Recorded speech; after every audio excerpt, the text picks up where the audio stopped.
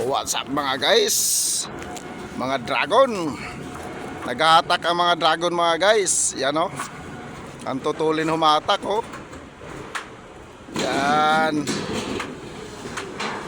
Bali 300 na yero itong inaakyat guys. Para pangkabit dito sa area na to. Yan. Yan yung naiwan. Kasi yung doon yan o. Ang lawak na nang narating natin guys. Nandoon na tayo sa ventilation. Nahanap nila yung yero pero hindi nila tinitignan kung gaano na kalawak yung nagawa natin. Hindi naman namin pwede kainin yung yero rito. Hindi naman kami may power na kakain ng yero. Hindi rin pwede ibulsa. Kaya dapat isipin nila bago nila hanapin. Tignan muna nila yung mga nagagawa bago sila magtatanong kung saan napunta yung mga yero. Dahil silang manggagawa, mas mainit sa ulo yung ganun. Tanungin ka, nakikita naman sa baba kung saan nakapangkabit ng mga yero na yan. Akyatin sana nila para makita nila kung naka-stack sa taas yung mga yero. Dahil tayo mga guys bilang isang manggagawa, may ano tayo may malasakit tayo sa trabaho. At may malasakit tayo sa bawat materialis. Kaya hindi natin sinasayang yan. Kinakabit natin lahat yan. Ang dapat palitan, palitan. Pag sinabi lang hindi pa pwede palitan yung mga ganyan, di wag. Pero wag lang hanaping yero sa ano.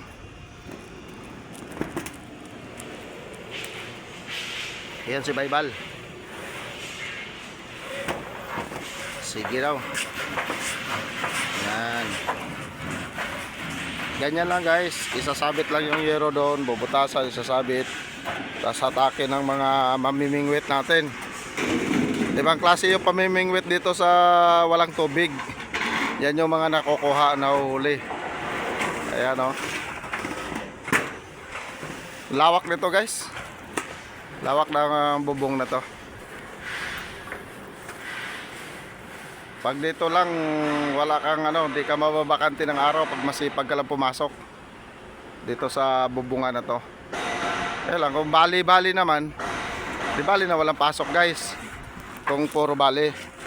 Kasi may pasok ka nga, bali-bali naman. Wala rin silbi. Pamilya guys. Gutom daw pamilya, sabi ni Totong.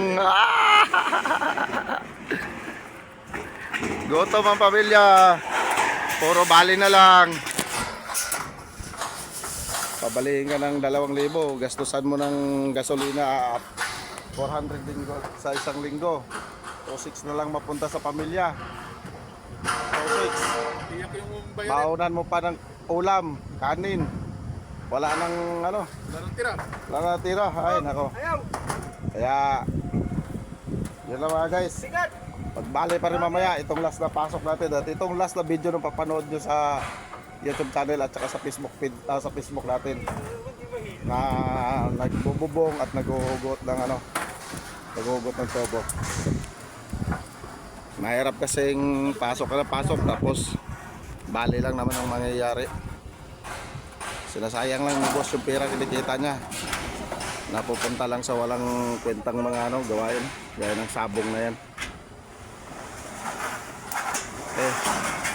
What's up guys?